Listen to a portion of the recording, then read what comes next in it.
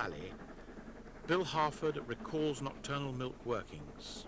Tumblecoombe upper, they put it on the back so that when you got the engine on and they pulled you down to the lower, they'd be on the engine then for when you got to Bailey Gate.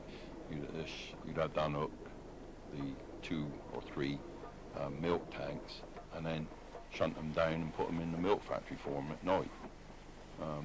We used to do that quite regular, especially on a Saturday. Seasonal freight passed through. Certain times of the year you used to get cider apples come in at Hamworthy, and they were heavy trains. I don't know where it came from, whether they come from France, and they used to go to Hereford and places like that for cider making. They used to load them in open wagons. When you used to have the train of them, they were heavy. Branksome men were versatile. Well, we used to work the passenger up, and when we got to Bailey Gate, the freight would come down, swap over there, and we used to, they used to have a load of stuff for Bailey Gate to go in the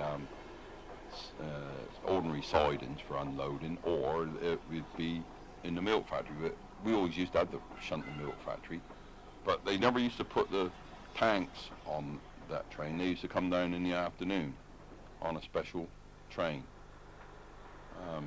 But we used to have to go up in there, and if there were empty ones, we'd bring them out, and because they could only unload so many at a time, so you used to have to shunt the tanks itself. In the early days, they reckoned that you could go in there and they'd give you a drink of milk and everything. And they started doing a lot of the whey in these barrels as well, and they used to put them in wagons and take them away. But they used to have a huge field there, and they used to put the whey in the barrels and sort of store them in the field right next to the factory.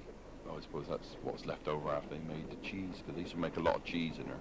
You could see them making the cheese, but they never used to give you none.